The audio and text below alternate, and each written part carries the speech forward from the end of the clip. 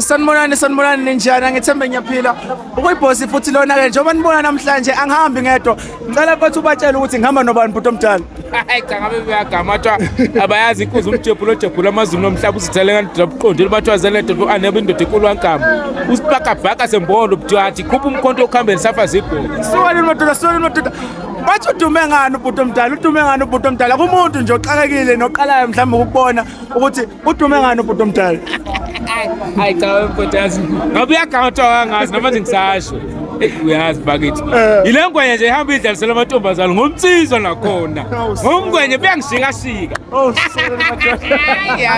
hayi ngiyakuzwa bhuti omdala manje njengoba sihlangene la bhuti omdala ngiyabona kugcwele impela kumuntu ongazi sizokwenzani bhuti omdala sihlanganiswe yini kahle la cha mfowethu ngana kwethu sihlanganiswe umfowalanga nomfowabiyela uquality nonjabulo ibandla laSolundi so jabula nje noma ke umcimbi wabo ongazi ukuthi abawubizwe ngayo. Hayi alright bhuti omdala so njengoba umuntu osehambile le ndima nose mkhulu kulapha emculweni yimuphi mhlawumbe umlayezo ofisa ukuthi ungawudlulisela kwababukela kuwe mhlawumbe nabanye abathi hayi mangikhula nami ngiyafisa manje ufana nobhuti omdala yimuphi nje umlayezo ofisa ukudlulisela bona mhlawumbe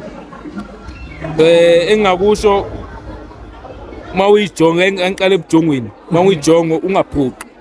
yenza lokho ukuhambelana negazi lakho nokuvuna wena ungafuni ukuthi ufuna ukufana naloya kanti wena kanqabela ukuthi ufuna ukufana naloya yenza lokhu okuvuna wena ngesikhathi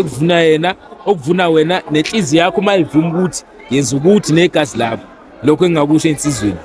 Right bhuti omdala bese ke kubalandeli mhlawumbe ababukele imuphi umlayezo mhlawumbe ofisa ukubashiya nawo njengoba bekulandele nje mhlawumbe imuphi umlayezo ofisa ukuthi bawazi okanye nje umlayezo nawo ukubona uphila nje nebandla nenhlonipho nokuthi wazi ukuthi emhlabeni uzeleni wenzakalani angazi ngayibeka kanjani ngayiqondiswa nje kunegamba elicishe ubungizwa ngithule nje kunegamba elicishe ngalikhuluma ngibona ukuthi sobe ngathi beyakabi but ke enulandela mina ukuhlonipha nokuthanda ibandla nokuphila nomunye umuntu lokho engakusho nokwazi ukuthi mawulandela ikusasa lakho okanye impilo yakho okanye into oyifunayo. Ngiyabonga kakhulu bhuti omdala bese ke ikuphi mhlawumbe nomlayezo ofisa ukudlulisela abantu njengoba sekuza isikhathi sikaKhisimusi ukuthi yabo sinokesiyazi ngalesi sikhathi kunokuba nezingozi eziningi ubugebengu obuningi ikuphi nje ofisa ukudlulisela kubona njengoba sekuza leyo season leyo bafowethu ngoba sehle semakhaya nje manje uDisemba sikhuphule semakhaya masilapha eGoli azile ukuzowaka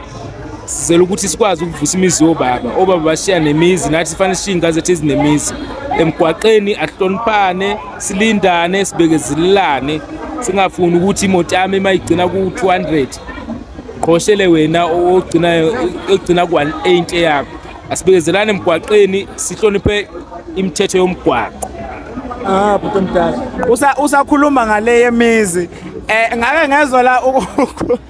ubhuti quality ethi imizi iyokwakhiwa ukhanda izitina mina ngihlangane ukuthini ukuphawula kwakho kuloko ngoba usuthi